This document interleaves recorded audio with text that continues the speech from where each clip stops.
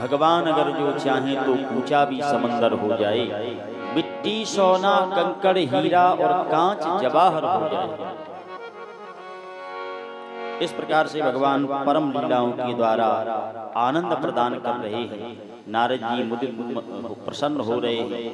भगवान की प्रत्येक पत्नी के द्वारा सुखदेव जी कहते 10 बेटा पैदा हुए, यदुवंशियों की संख्या हो गई 56 करोड़।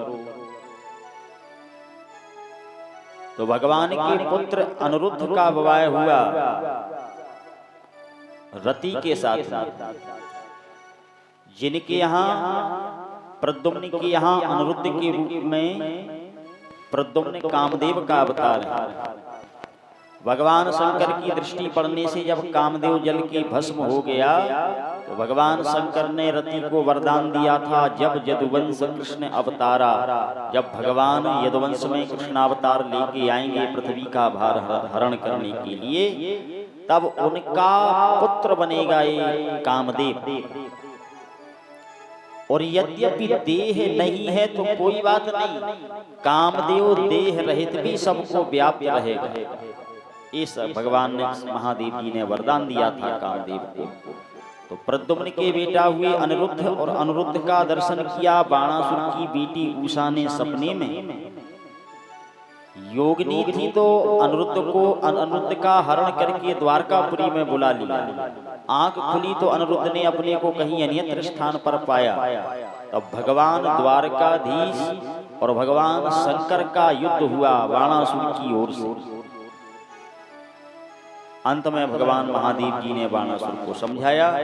तब बाणासुर ने अपनी पुत्री उषा का विवाह भगवान के पौत्र अनिरुद्ध के साथ किया, और भगवान समस्त नववधू के साथ परकर के साथ लौटे द्वारका।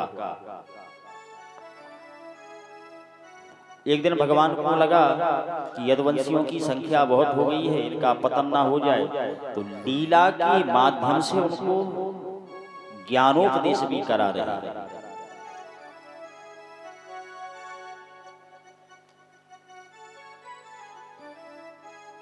एक दिन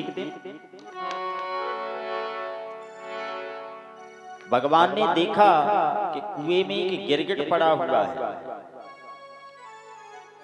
यदुवंशियों ने बड़ा प्रयास किया निकालने का, पर निकाल नहीं पाए। तो भगवान से निवेदन किया। भगवान ने आके उसको निकालने के लिए ज्यों ही हाथ लगाया तो वह राजा गिरगिट की योनि से मुक्त हो गया, और बड़ा ही सुंदर रूप धारण करके भगवान को प्रणाम किया। भगवान बोले, ओ भगवान कौन हो?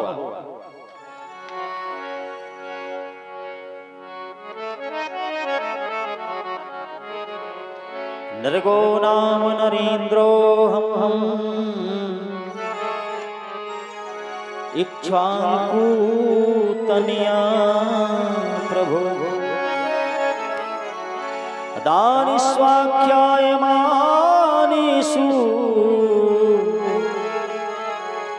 यदि ते कर्णं स्पृशं। महाराज, जब भी दानियों का नाम लिया जाता होगा तो मेरा नाम लिया जाता होगा। नृगो नाम नरेंद्रो हम इक्ष्वाकु तनया प्रभु, इक्ष्वाकु वंशी राजा नृग। भगवान बोले, भैया इतने बड़े दानी थे तो गिरगिट क्यों बने? राजा नृग बोला, मैंने एक दिन एक गाय ब्राह्मण को दान करी और वही गाय धोखे से मेरी गाय में मिल गई। दूसरे दिन राजा ने दूसरे ब्राह्मण को दी थी। अब वो पहला वाला भी आ गया और मामला इतना बिगड़ गया, दोनों ब्राह्मण लड़ने लगे उस गाय के लिए, और अंत में दोनों ही छोड़ करके चले गए। राजा नृग को लगा कि दान भी दें और ब्राह्मणों को मनावे, इतने दिमाग खराब। तो राजा ने कोई मनाने का प्रयास नहीं किया, उस गाय को अपनी गौशाला में रख लिया। और राजा नृग बोला, हे महाराज, उस ब्राह्मण के धन रूपी विष ने मेरा समूल विनाश कर दिया।